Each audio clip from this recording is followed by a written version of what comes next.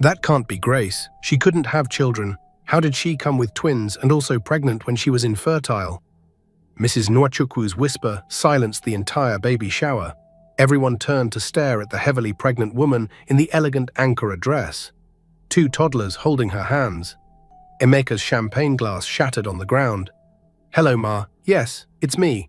And these are my children, Zara, Malik, and twins on the way." Grace Okafor thought she had finally found her happily ever after.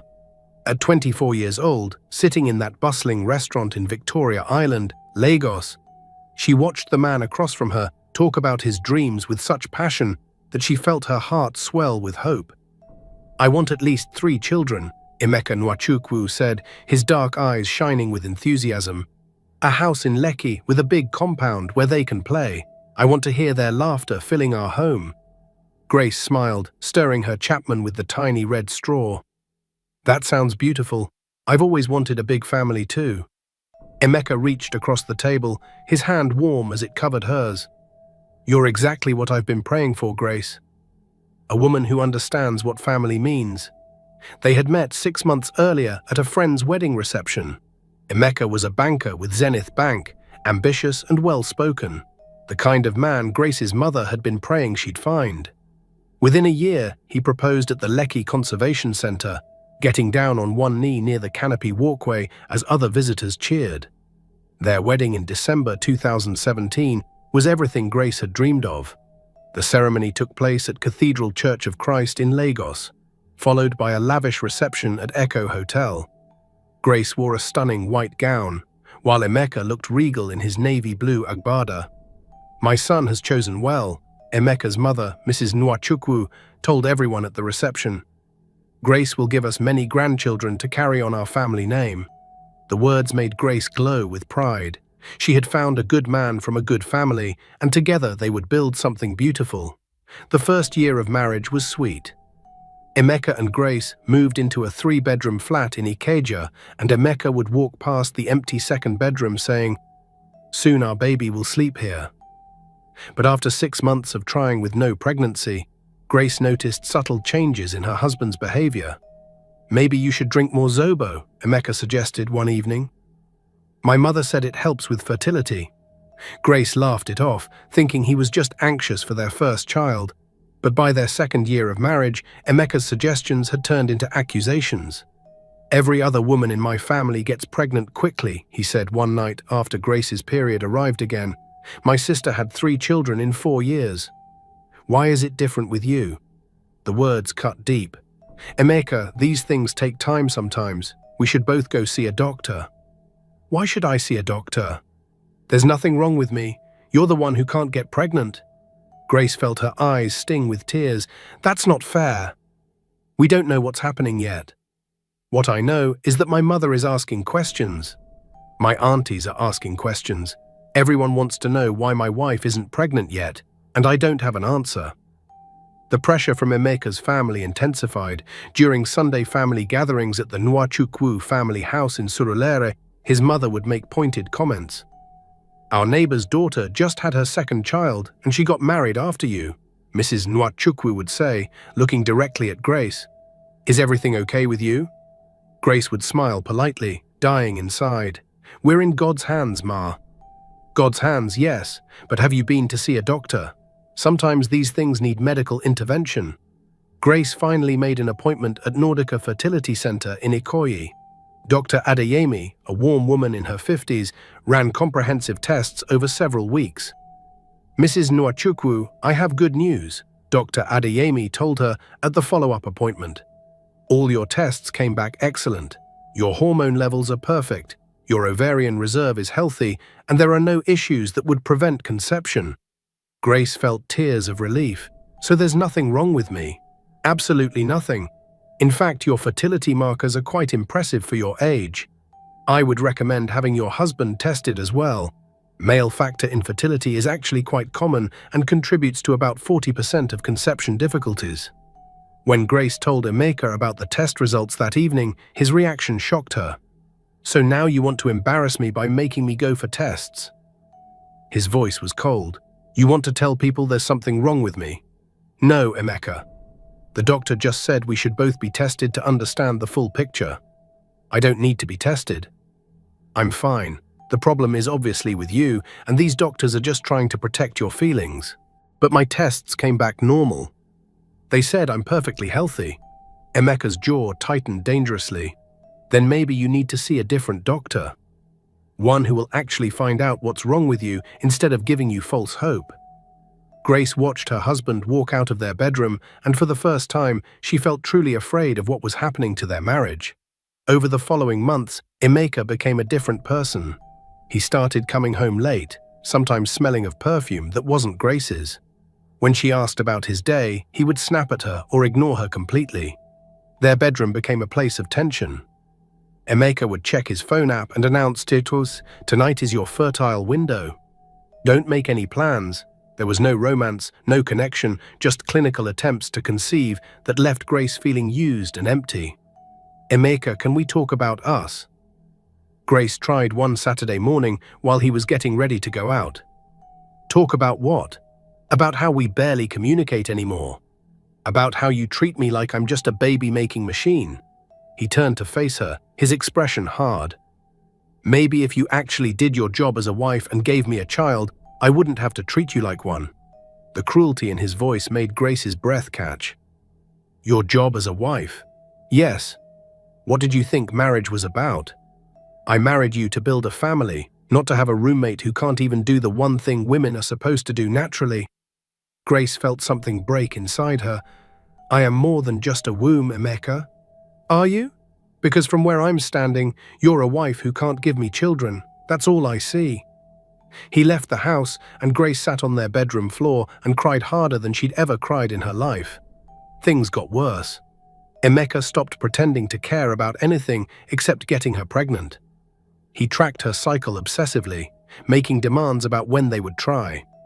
He started making comments in front of his family about her inability to conceive, painting himself as the patient husband dealing with a defective wife. My brother's wife is already planning her third child's naming ceremony, Emeka's sister Linda said during one family gathering, looking at Grace. 3 children in 4 years, can you imagine? Some women are just more blessed, Mrs. Nwachukwu added pointedly. Grace wanted to scream that her doctor had said she was perfectly healthy, but Emeka had forbidden her from sharing that information. It will only make people ask more questions about me, he'd said. Better they think it's your problem. The breaking point came on a humid evening in July 2020. Grace was cooking jollof rice in their kitchen when Emeka walked in with a look she'd never seen before. We need to talk, he said flatly. Grace turned off the stove, her hands trembling. About what? I want a separation. I think we need time apart to figure out if this marriage is worth continuing. The words hit her like a physical blow. Emeka, what are you saying? I'm saying that I'm tired, Grace.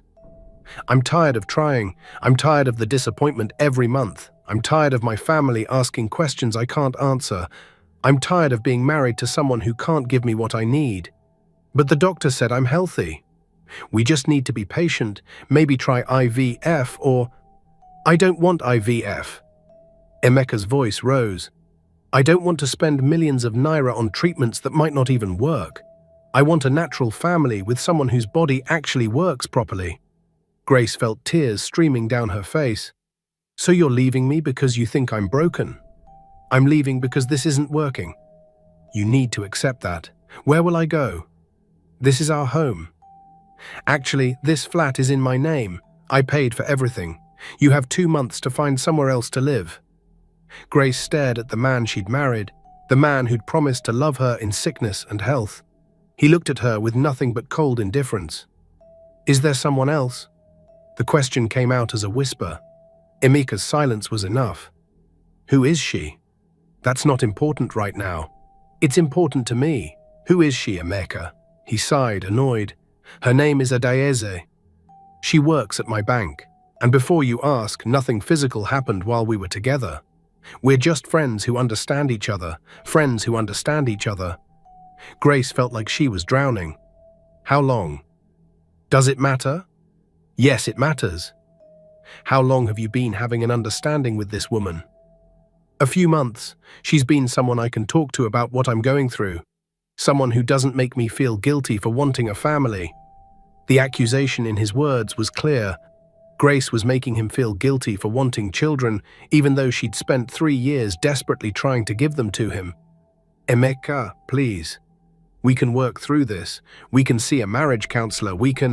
I don't want to work through this, Grace. I want out. The papers will be delivered next week. He walked out of the kitchen, and Grace heard the front door slam shut moments later. The divorce papers arrived on a Wednesday morning, delivered by a courier who looked uncomfortable handing them over. Grace's hands shook as she read through the document that would end her marriage. According to Emeka's lawyer, Grace was entitled to almost nothing. The flat was Emeka's property since he'd bought it before marriage. Their joint account would be split, but most of the money was from Emeka's salary. Even the car she drove was registered in his name. You're looking at maybe 500,000 naira and your personal belongings, her lawyer, Mrs. Adeleke, told her grimly during their consultation. Your husband's lawyer was very aggressive about the settlement. That won't even cover rent for a year in Lagos, Grace said, her voice hollow. I know. Do you have family you can stay with? Grace thought about going back to her parents' house in Benin City, admitting that her marriage had failed. The shame would be unbearable, but she had no other choice. What made everything worse was how Emeka had rewritten their story for everyone they knew. According to his version, Grace had become obsessed with getting pregnant to the point of instability. He told his family and friends that she'd refused to accept they might not be able to have children together, that she'd blamed him for their fertility problems, that she'd made his life miserable with her desperation. Grace found out about these lies when she ran into Emeka's sister at the market in Ikeja. Grace, how are you coping? Linda asked, her voice dripping with false sympathy. Emeka told us how difficult this has been for you emotionally. Difficult? Grace repeated numbly. Yes, with the depression and everything. He said you weren't coping well with the infertility issues. What depression? Linda, I'm not depressed. Linda looked at her with pity. Denial is part of the process, my dear. Emeka said you've been having trouble accepting reality. That's why he had to ask for the separation, for your own good. Grace stood frozen in the market, realization washing over her. Emeka hadn't just left her. He'd systematically destroyed her reputation, painting her as mentally unstable to justify his abandonment. When Grace called Emeka that evening to confront him, he was unapologetic. I had to tell them something, he said casually. My family was asking too many questions about why our marriage ended. I couldn't tell them the truth, could I? What truth, Emeka? That you abandoned your wife because she couldn't get pregnant fast enough for you. I told them you became obsessed and unstable, which isn't far from the truth if you think about it. You did become obsessed with getting pregnant, because you made me obsessed. You tracked my every cycle, you made me feel worthless every month when my period came, you told me my only value was as a mother. I needed my family to understand why I was leaving. This was the kindest way to do it. Kindest? Grace's voice rose. You made me sound like I had a mental breakdown. Grace, what did you expect me to say? That I fell out of love with my infertile wife. That would make me look like the bad guy. You are the bad guy, Emeka. He hung up on her. 2 weeks before she was supposed to vacate the flat, Grace received an unexpected phone call from Emeka. I wanted to give you advance notice about something, he said, his voice artificially polite. Adayeze is pregnant, and we're having a baby shower next month. The world seemed to tilt. Pregnant? Already? Yes, we're very blessed.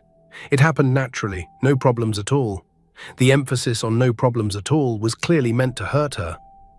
Why are you telling me this, Emeka? Because Adayeze thought it would be good to invite you, to show there are no hard feelings. Grace couldn't speak for several seconds. You want me to come to your baby shower? Yes. I think it would be good for you, actually. Help you move on and accept that I'm happy now. You're unbelievable. Grace, this could be healing for you. My family will be there, all our old friends. You can show everyone you're doing okay, that you're not bitter about how things ended. Show everyone.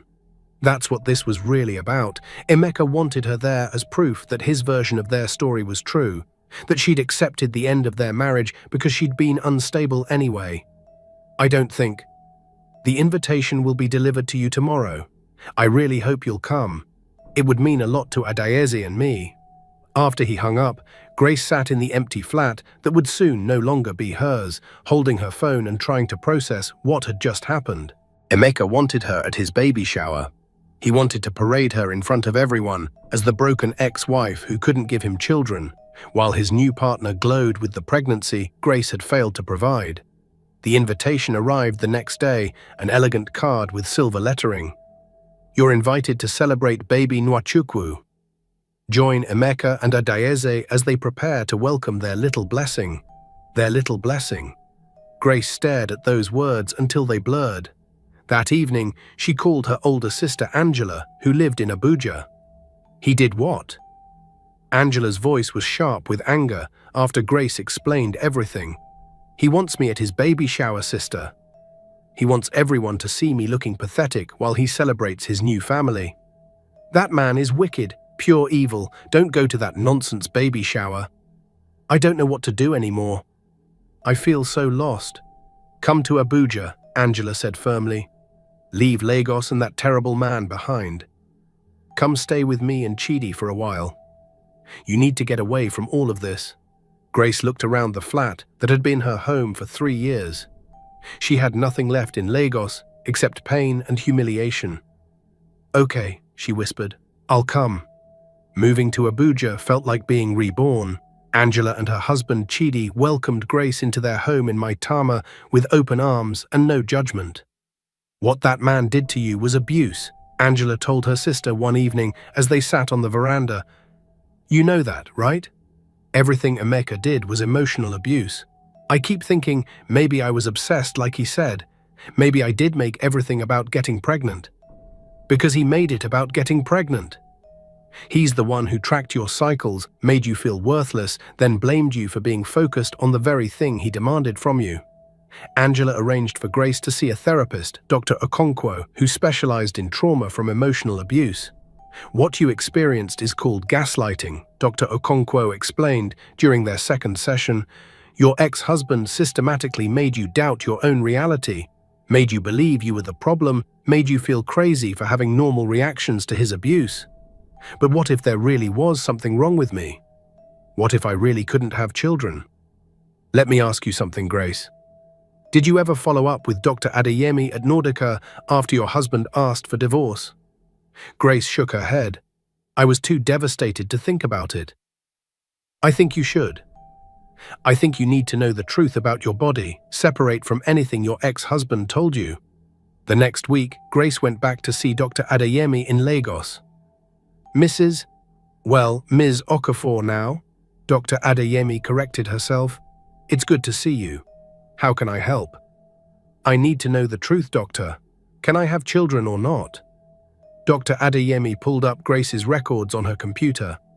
According to all your test results from 2 years ago, absolutely yes. Your fertility markers were excellent. Were? What about now? Let's run updated tests to be sure, but I don't expect anything has changed. 2 weeks later, Grace sat in Dr. Adeyemi's office, holding a folder with her new test results. Miss Okafor, your fertility is perfect. In fact, your ovarian reserve is exceptional for a woman your age. You should have no trouble conceiving naturally when you're ready. Grace felt tears streaming down her face. Then why couldn't I get pregnant with my husband? Dr. Adeyemi hesitated. May I speak frankly? Please. Sometimes, when a couple struggles to conceive, despite one partner having perfect fertility, there can be male factor issues that aren't being addressed. Or, she paused, or what? Or there can be deliberate interference. I've seen cases where one partner secretly sabotages conception while letting the other believe they're trying. Grace's blood ran cold. You think Emeka was preventing me from getting pregnant on purpose? I can't say for certain. But I can tell you that with your fertility levels, you should have conceived within the first year of trying under normal circumstances. Grace left the clinic in a daze. Emeka had let her believe for 3 years that she was broken, that her body didn't work properly, that she was defective. He'd watched her cry every month, watched her blame herself, watched her become desperate and depressed. and all along, there had been nothing wrong with her. Armed with the truth about her fertility, Grace began to rebuild her life with determination. She enrolled in business school at Abuja Business School, using her divorce settlement to invest in her education. "I spent 3 years trying to be Emeka's perfect wife," she told Angela. "Now I'm going to figure out who I am without him." Grace had always been talented at graphic design, and in business school, she learned how to turn that talent into a company. She started Flourish Designs, a branding agency that specialized in helping small Nigerian businesses create professional marketing materials. The business took off faster than she'd imagined. Within 6 months, Grace had 10 steady clients. Within a year, she'd hired 2 employees and moved into a small office space in Woos. "I'm proud of you," Angela told her one evening. "Look at everything you've built." Grace smiled, but it didn't reach her eyes. "I just wish I hadn't wasted 3 years believing Emeka's lies about who I was." "You didn't waste those years. You survived them, and now you're thriving." Through business networking events, Grace met James Adeleke, a software developer who'd built a successful tech startup. He was quiet where Emeka had been loud, thoughtful where Emeka had been impulsive, and most importantly, he saw Grace as a complete person rather than just a potential mother. "Tell me about your business," James said during their first coffee meeting at Jabi Lake Mall. Not "tell me about your family plans" or "do you want children someday?" He wanted to know about her work, her dreams, her ambitions. Grace found herself relaxing in a way she hadn't with a man in years. They dated for 6 months before Grace told him about her marriage to Emeka. "He convinced me I was broken," she said quietly, stirring her drink. "He made me believe my body didn't work, that I was defective, that I was worthless because I couldn't get pregnant." James reached across the table and took her hand, but none of that was true. "No, the doctors confirmed I'm perfectly healthy. I think Emeka was sabotaging our chances while letting me believe it was my fault." "That's not just cruel, Grace. That's evil. That's deliberate psychological torture." James's anger on her behalf made her feel validated in a way she'd never experienced with Emeka. "He tried to destroy who I was," she continued, "but somehow I'm still here." "You're more than still here. You're extraordinary. You built a successful business from nothing. You survived abuse and came out stronger. You're one of the most resilient people I've ever met." When James proposed a year later, he did it at her office, surrounded by the business she'd built with her own hands. "I don't want to be with you because of what you can give me," he said on one knee. "I want to be with you because of who you are. Your strength, your creativity, your kindness, despite everything you've been through. Will you marry me?" Grace said yes, crying happy tears for the first time in years. Their wedding in June 2023 was intimate and joyful. Grace wore a beautiful purple aso-ebi, and James looked at her like she hung the moon. "I promise to love you for exactly who you are," James said during his vows. "I promise to never make you feel less than the amazing woman you are. I promise to be your partner in building whatever life we choose together." 2 months after their wedding, Grace discovered she was pregnant. "Already?" Angela squealed when Grace told her. "That was fast." "Dr. Adeyemi said it would be fast. She said my fertility was excellent. How do you feel?" Grace put her hand on her still flat stomach. "I feel vindicated. I feel like this baby is proof that I was never broken, that everything Emeka said about me was a lie." At her first ultrasound, the technician frowned at the screen. "Is something wrong?" Grace asked, her heart racing. No. Everything's fine. Actually, I'm seeing 2 heartbeats. Ms. Okafor, you're having twins." Grace and James stared at each other in shock before both breaking into huge smiles. "Twins," James whispered. "We're having twins." The pregnancy was smooth and healthy. Grace's body, which Emeka had convinced her was defective, performed exactly as it should. At 20 weeks, they learned they were having a boy and a girl. "A complete set," James joked, his hand on Grace's growing belly. "One perfect baby boy and one perfect baby girl from one perfect wife." During this time, Grace focused entirely on her growing family and business. She'd heard through mutual acquaintances that Emeka and Adeyeze had gotten married, that Adeyeze had given birth to a baby boy. but that part of her life felt distant, irrelevant to the happiness she'd found. Then, when Grace was 8 months pregnant with her twins, she received an unexpected message on WhatsApp. It was from someone named Ifeoma, who identified herself as Adaeze's younger sister. "I know you don't know me, but I need to tell you something important. It's about Emeka and what he's been hiding." Grace's first instinct was to delete the message. She didn't want drama from her past intruding on her present happiness. But something made her respond. "What is it? Can we meet? This isn't something I can explain over text."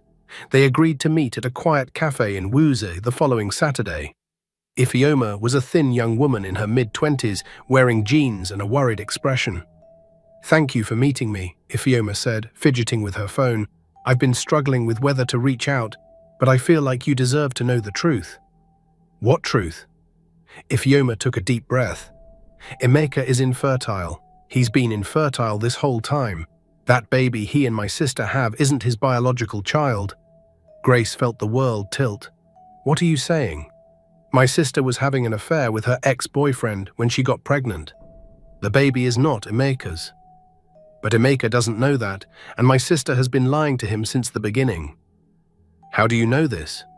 "Because my sister told me. She was crying one night, scared about what would happen if Emeka ever found out.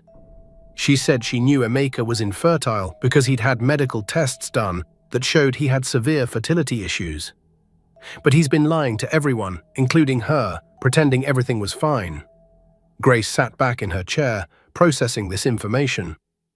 "So Emeka knew he was infertile when he was married to me? When he was telling me I was the problem?" "Yes. And now he's going around boasting about his son, talking about his virility, acting like he's some kind of super father. Meanwhile, my sister is terrified that he'll eventually demand a DNA test and discover the truth." "Why are you telling me this?" Ifeoma's eyes filled with tears.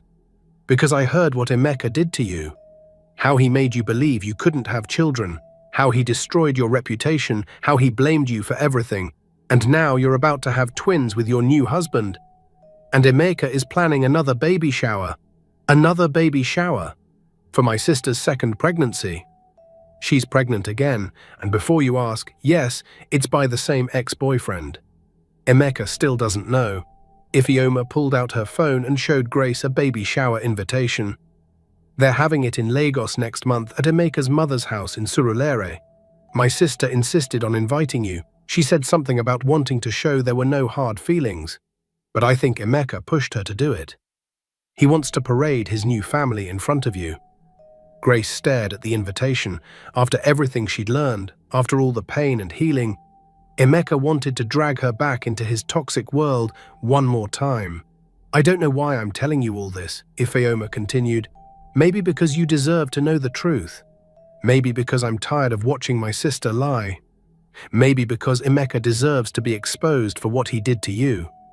After Ifeoma left, Grace sat in the cafe for a long time, her hands on her pregnant belly where her twins were moving. Emeka had destroyed her life based on a lie. He'd made her believe she was infertile while knowing he was the one with fertility problems. He'd abandoned her, humiliated her, and rewritten their history to make himself the victim. And now he wanted her at another baby shower, expecting her to show up broken and pathetic so he could feel superior one more time. But Grace wasn't that woman anymore. Grace went home and told James everything Ifeoma had revealed. "That man is a monster," James said, his voice tight with anger. "He knew he was infertile and let you torture yourself for 3 years. He didn't just let me torture myself. He actively made it worse. He blamed me, made me feel defective, convinced everyone I was the problem. What do you want to do?" Grace looked down at her pregnant belly. "I want to go to that baby shower." "Are you sure? You're 8 months pregnant with twins. You should be resting, not dealing with that nonsense." "I'm sure. Emeka invited me expecting to see his broken ex-wife. Instead, he's going to see exactly what he threw away. And he's going to learn some truths he's been hiding from." James studied his wife's face. "You're planning something."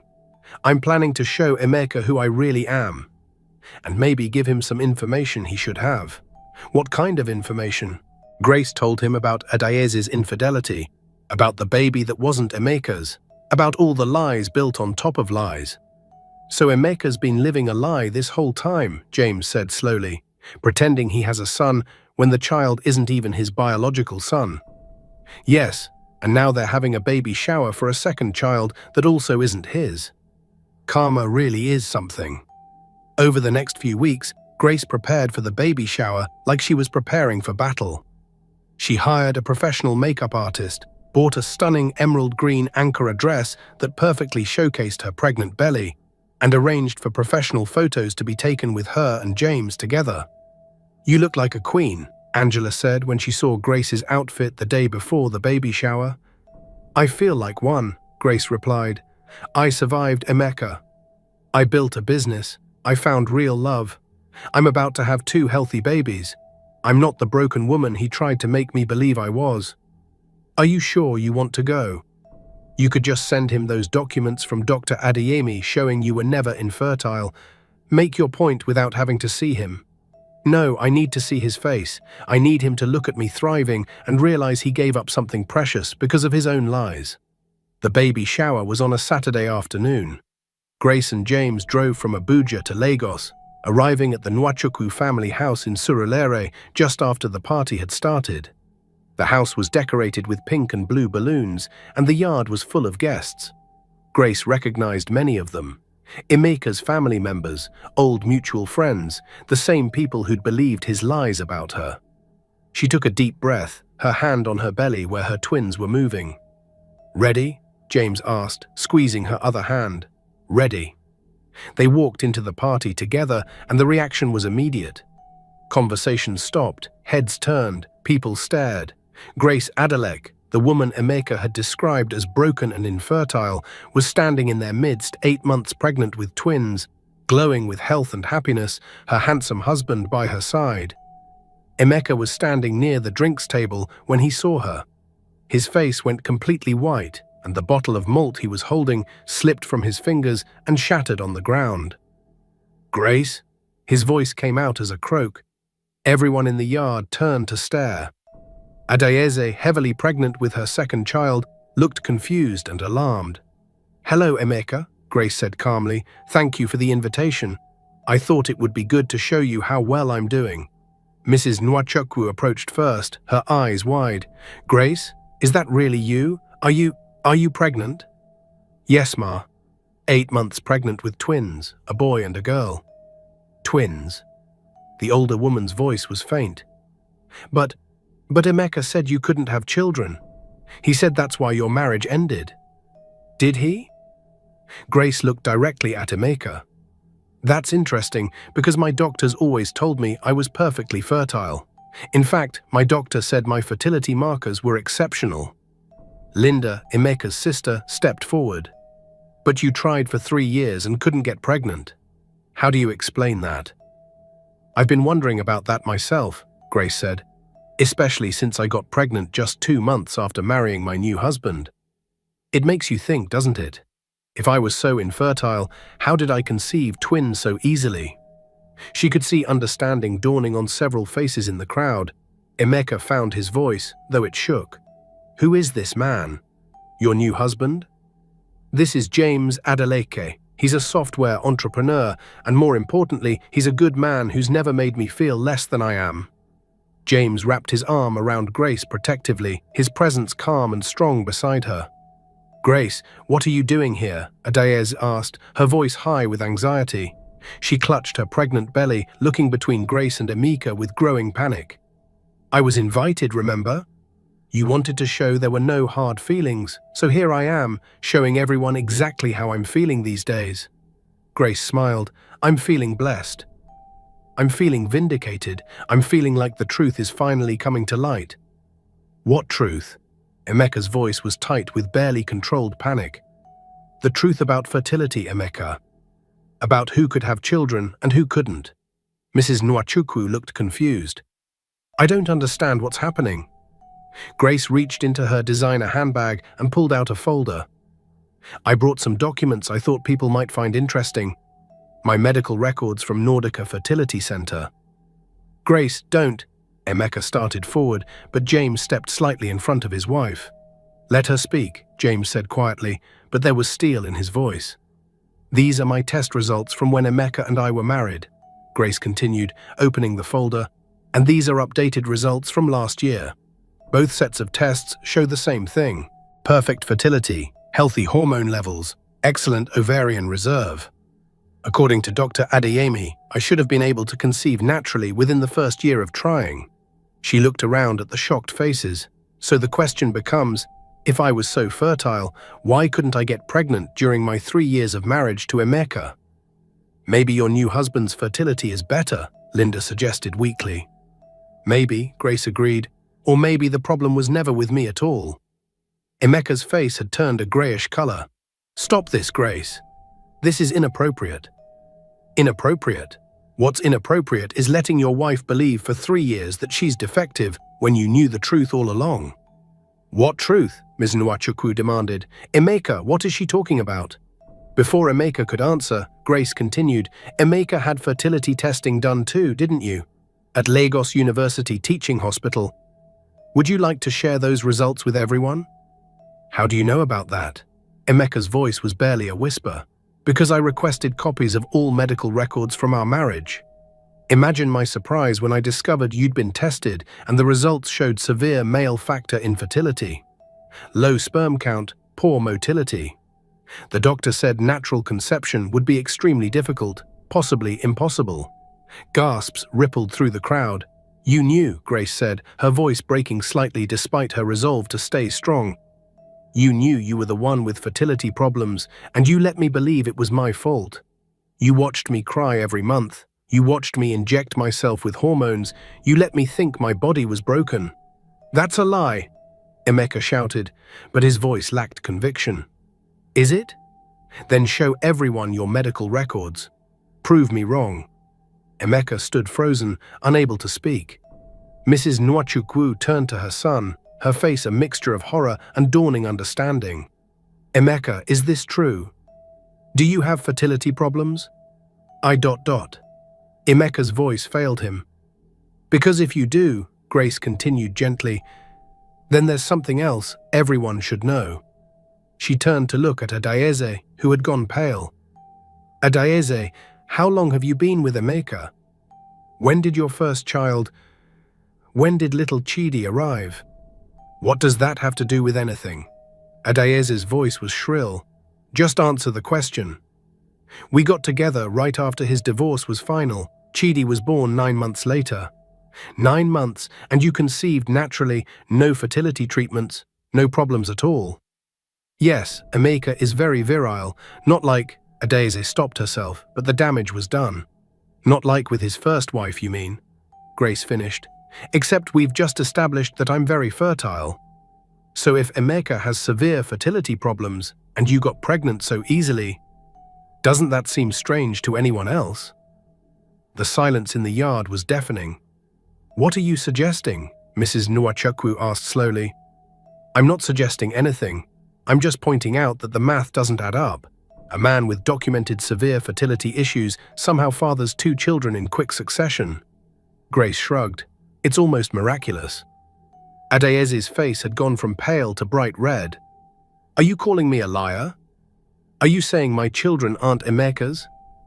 "I'm saying that biology doesn't lie, medical records don't lie, and maybe it's time everyone stopped pretending and started asking real questions." Emeka's brother Michael stepped forward, his face serious. "Emeka, is it true you have fertility problems?" It was just one test. It could have been wrong." "So you did have fertility problems," Michael said flatly. "You lied to all of us. You let us blame Grace, let us think she was the one who couldn't have children, and all along it was you." "It's not that simple." Emeka's voice rose desperately. "The stress of the marriage could have affected my results. With Adayeze, everything was different. I was happier, more relaxed. That's why nothing." Mrs. Nwachukwu's voice cut through like a knife. "Stress doesn't change a medical diagnosis that severe. Emeka, those children." She turned to look at Adayeze. "Are they really my son's children?" Adayeze looked like a trapped animal. "Of course they are. How dare you question?" "Then you won't mind a DNA test," Grace said quietly. The words hung in the air like a bomb. A DNA test. Adaeze's voice came out as a squeak. Yes. If little Chidi is really Emeka's son, a DNA test will prove it. Same with the baby you're carrying now. Simple biology. This is ridiculous. Adaeze looked around wildly. I don't have to prove anything to anyone. Emeka, tell them. Tell them these are your children. But Emeka was staring at Adaeze with an expression of dawning horror. Adaeze, are they my children? Of course they are. Then why do you look so scared about a DNA test? Because this is humiliating. Your ex-wife shows up pregnant, trying to ruin our lives, making crazy accusations. They're not crazy accusations if they're true, Michael said. Adaeze, if those children are Emeka's, just agree to the test.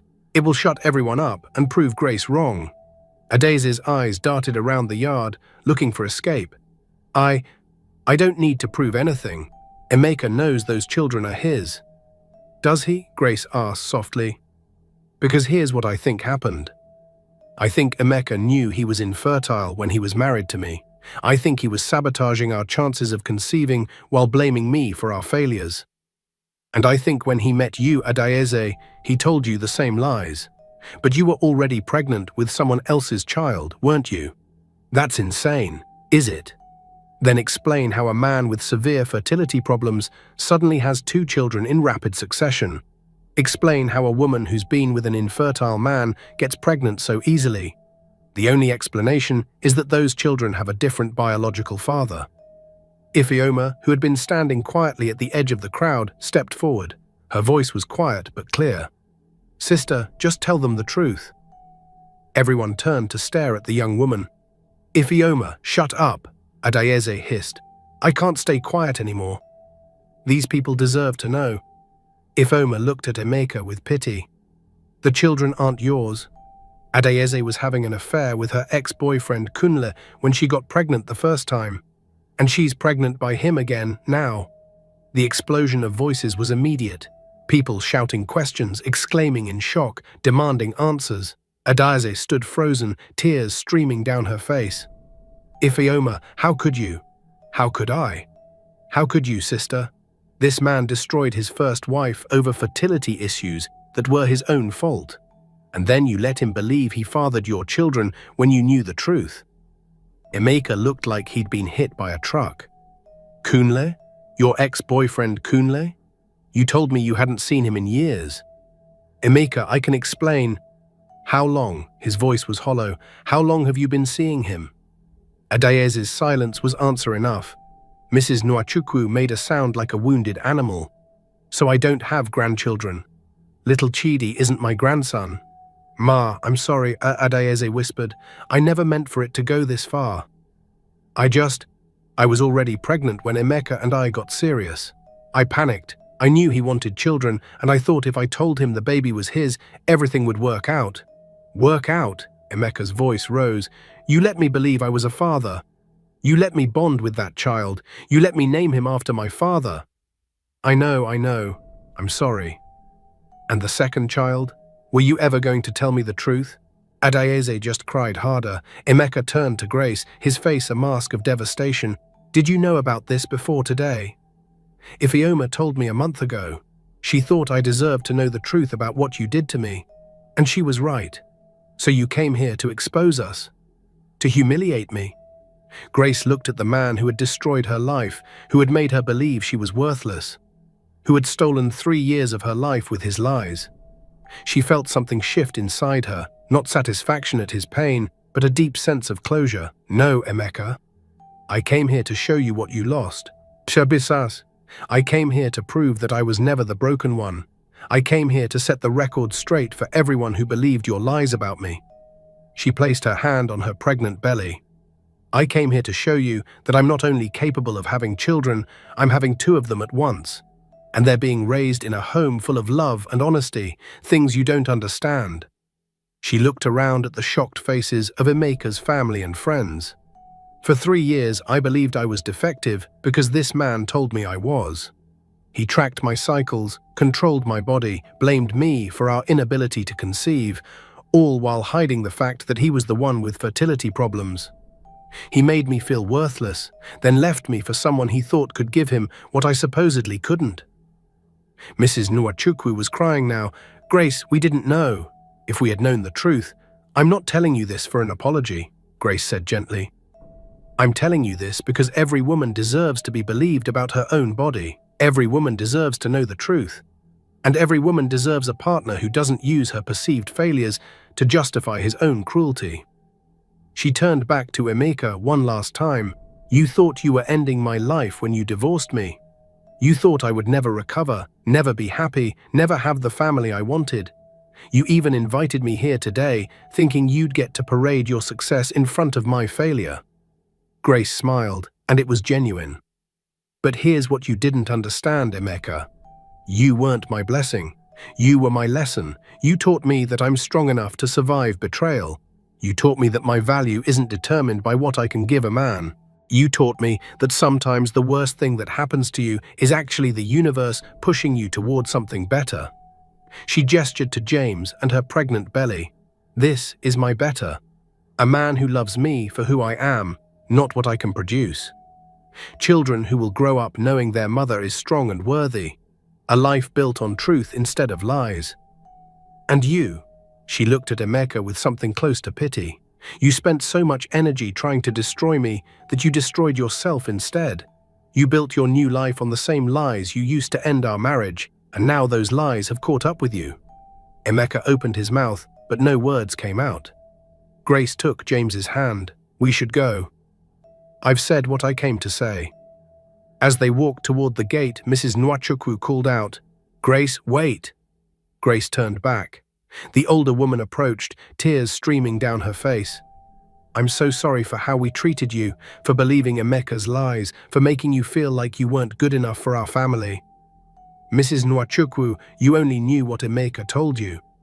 I don't blame you. Will you? Will you let us know when your twins are born? Not to be involved, she added quickly. Just so we can, I don't know, acknowledge them, acknowledge that we were wrong about you. Grace thought about it for a moment. Maybe. If only to show my children that truth always wins eventually, no matter how long it takes. She and James left the baby shower behind, walking back to their car as the sun set over Lagos. How do you feel? James asked as they drove away. Free, Grace said simply. For the first time in years, I feel completely free. Grace watched her twins play in their Abuja garden. Her business thrived, but her children's laughter meant everything. A message arrived. Emeka and Adeyeze divorced. He's alone. Grace smiled, feeling free. She'd rebuilt her life, found real love, and proved every lie wrong. Grace Adelake was finally whole, worthy, and beautifully free. If you've ever been told you're not enough, if you've ever been made to feel broken by someone else's lies, remember this. Their words say everything about them and nothing about you. Your worth is inherent, not earned. Your value is constant, not conditional. And sometimes the person who tries to destroy you is actually showing you exactly how strong you really are. Have you ever been blamed for something that wasn't your fault? Have you ever been made to feel broken by someone who was hiding their own truth? Drop your answer in the comments below. If this story reminded you that karma is real and truth always comes out, hit that like button right now. Share this with someone who needs to hear that their worth isn't defined by someone else's lies. And if you want more stories about people who turned betrayal into their biggest comeback, subscribe to the channel and turn on notifications so you never miss when we drop the next one. See you in the next story.